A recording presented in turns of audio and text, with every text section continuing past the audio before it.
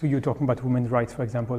When Mr. Mutaki was here in Islamabad for the OIC summit, for example, this issue of women's rights, was it raised with him, and what did he say? I mean, as you know, so far, in some provinces, universities are still closed for women.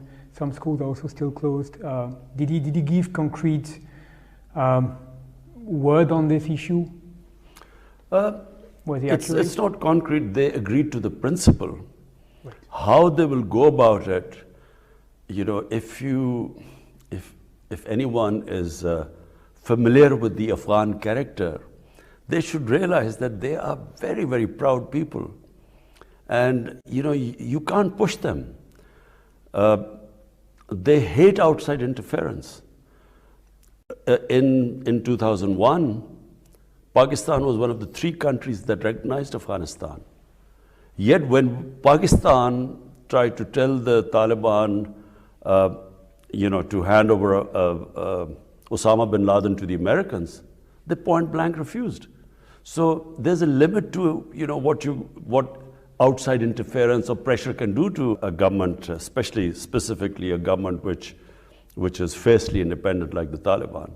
So just a caution that if anyone thinks that you can force them, the pace of what they believe is an inclusive government and human rights, well, it's not going to happen.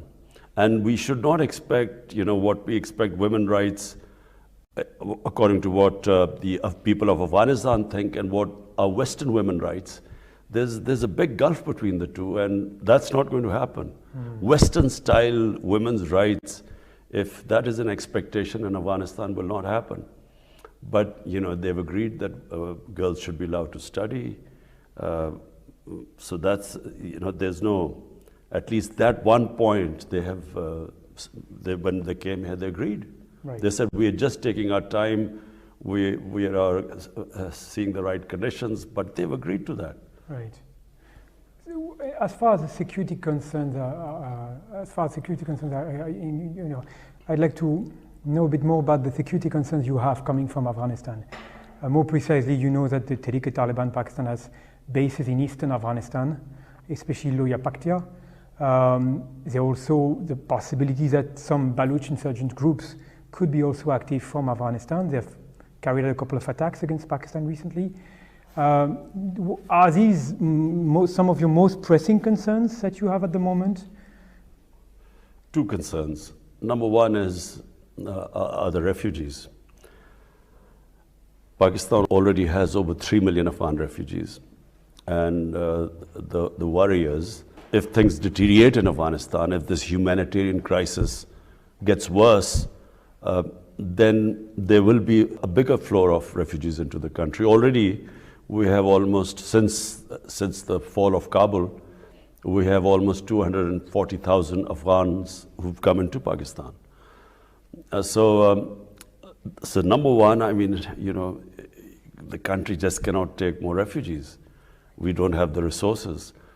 And secondly, before the fall of Kabul, 3 groups operated from Afghanistan. Number one was the TTP, Pakistan Taliban. Number 2 was Baloch terrorists. And number 3 was ISIL. So our belief is that the more stable the Afghan government gets, the less chance of these groups to operate from there. Right. So therefore we have reasons, probably Pakistan has the strongest reason for stability in Afghanistan for these reasons, refugees and terrorism. Right. So it means that when the Afghan Taliban are saying that they will not allow their country to be used by terrorist organization against any other country, do you trust them when they say that? Yes, I trust them. Right. I think anyone who has who dealt with the Afghan Taliban, and I'm talking even of in 2000, one thing you can say is that they used to stick to their word. I mean, when when our truckers or people used to go, after the Taliban took over, when they used to go to Afghanistan, previously, after every 50 miles, there was a warlord who used to take money. When Taliban came into power, basically there was complete security everywhere. And when they guaranteed security, you got it. So we believe that they will, because it's in their interest.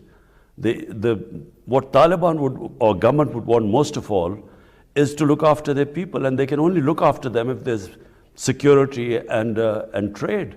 Right. So I think, yes, as I said, not only our government, all the neighbors believe that stability in Afghanistan is extremely important. For Central Asian republics, Afghanistan, from Pakistan and Central Asian republics' point of view, it connects Pakistan. Through Afghanistan, we get connected to Central Asia, and they get connected to the Indian Ocean, where they can take the goods out. So all of us are interested in stability there. Right. So when the UN points out